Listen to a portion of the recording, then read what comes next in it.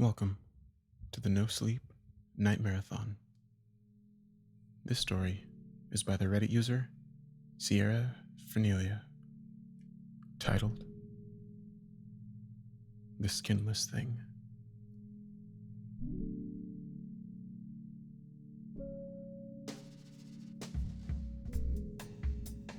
When I was younger, I always had an interest in anything scary. My mother always told me it was unhealthy, and now I wish I had paid more attention to her. I don't know if the nightmares began due to the interests, or if my interests developed because of the nightmares. Either way, I'm ruined. I can never sleep well. Always waking up out of pure terror, or because of my own screaming. Even though the dreams were scary in the moment, they never really stuck with me. And that is until about a week ago, when I moved and everything got worse. This is where my story really begins. My mom had just moved away, so I was living with my dad until the end of the school year, when I would return to my mom. My dad and my brother both worked long hours, leaving before I woke up and getting home long after I returned from school. Occasionally, I had a room upstairs, across from my brother, and feel something watching me. And there were 3 windows in my room. It always seemed to come from the window visible from my bed. I always tried to avoid looking that way at night, as the window had no curtains, and I imagined seeing someone standing outside on the roof. Soon after I first moved in, I began hearing tapping noises on the window. Not every night, but often enough for it to become normal to me. I won't lie, it scared me a little, but I spent too much time home alone to let it bother me. One night, I went to bed early and thought I would actually be able to get some sleep peacefully. I couldn't have been more wrong. That night, I had the scariest, most vivid dream of my life. I don't even remember what happened in my dream other than seeing this monster. It was in the shape of a person, but it had no skin, almost like it had been burnt off. All the muscles and blood were visible, so the overall body was orange and red. It had eyes that were pure black, no mouth, and only a little bump for a nose. It was always crouching and swaying, as if ready to run at any given time. It never blinked, and just stared at me the whole time, only inches from my face. I woke up terrified, to say the least. I knew I'd never seen anything like this in movies, so it bothered me how I was able to see it so clearly. I was home alone and decided to reach out to my best friend, Lana. Lana and I had been friends since 7th grade, and at this point, we were juniors in high school. We had done everything together, such as vacationing with her family out of state and missing a week of school to go to Disney World together. But then Lana and I started going to schools 2 hours apart.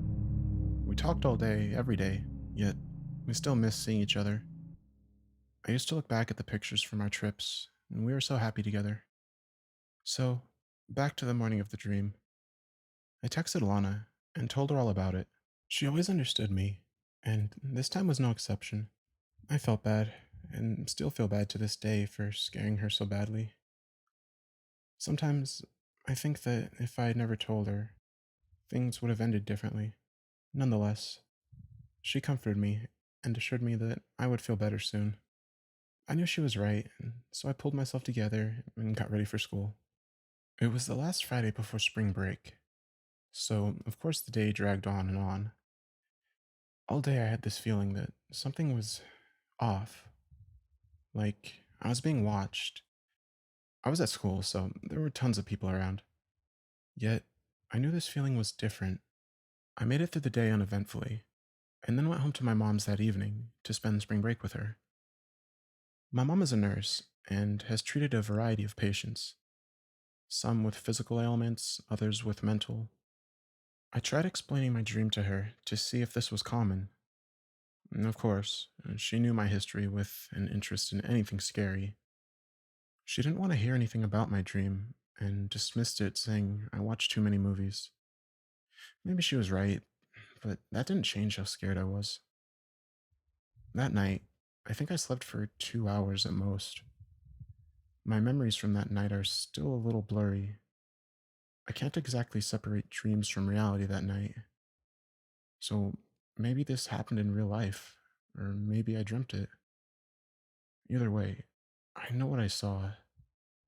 I saw the skinless thing crouched down beside my bed, staring at me.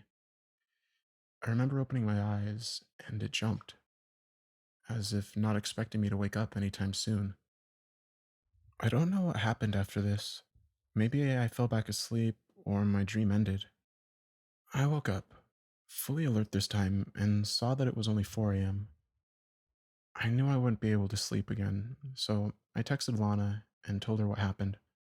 Of course, she was asleep, so her reply came hours later. And she was just as scared and hadn't been able to sleep thinking about the monster since I first told her about it. I felt so awful for scaring her like that.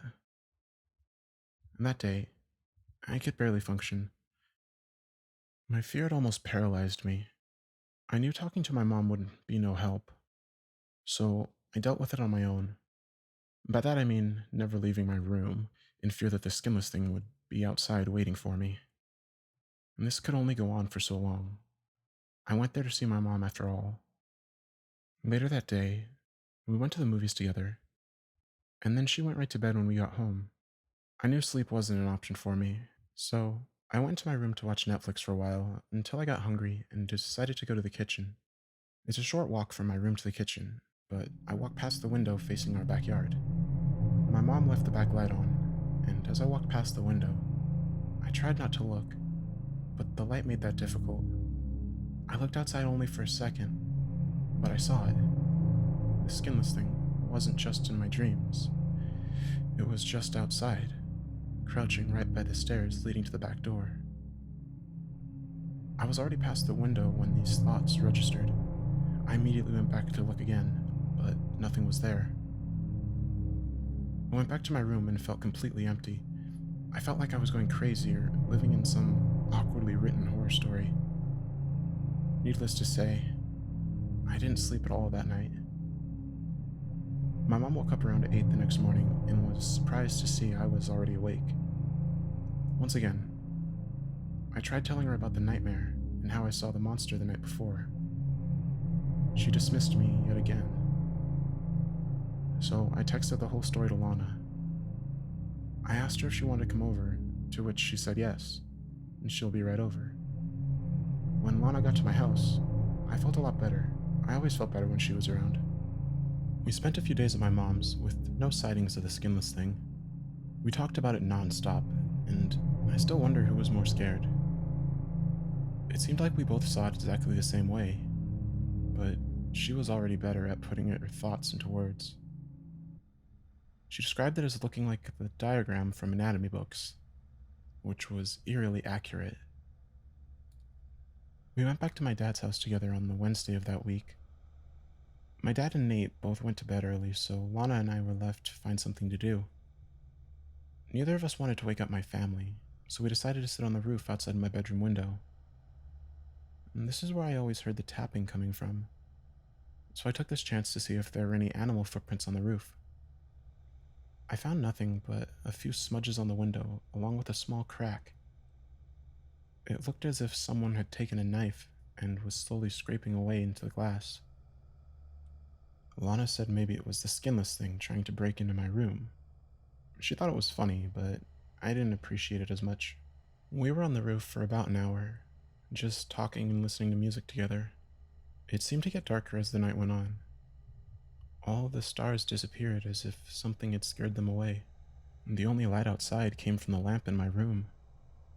Not even bright enough to illuminate Lana and I right outside the window. I was always afraid of the dark, but for some reason I found that night to be peaceful.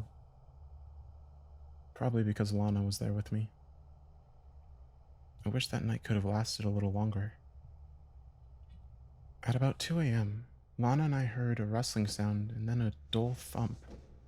I had 3 dogs, so we both tried to believe it was one of them moving around. A few minutes later, I asked Lana if she felt strange, and she instantly said yes, but she didn't want to scare me by saying that she had felt like we were being watched. Too late for not scaring me, I had the exact same feeling. We both looked towards the end of the roof where no light was shining. We tried to dismiss our fears, saying we were just paranoid. We tried to lighten the mood by laughing it off and sending pictures to each other on Snapchat. Within a few minutes, I lost a part of me. It's a bit of a blur, but I know what happened. I turned on my camera's flash and took a picture of Lana. And the flash stunned both of us a bit, so it took a minute for our eyes to adjust to the phone screen. We looked at the picture at the same time, and there it was. The skinless thing. Just a few feet behind Lana, crouching as if I was ready to attack her. We looked at my phone for maybe 5 seconds, and then I heard Lana scream. I felt myself falling and heard a sickening crunch. It was all black after that. I woke up in the hospital with a broken arm and a minor concussion. According to the doctors, I had fallen off my roof. I immediately asked where Lana was, only to receive confused looks. I asked again, becoming frustrated. Lana had been at my house countless times, gone on vacation with me, and met my entire family, yet they claimed to have no idea who I was talking about. My world began falling around me in that moment.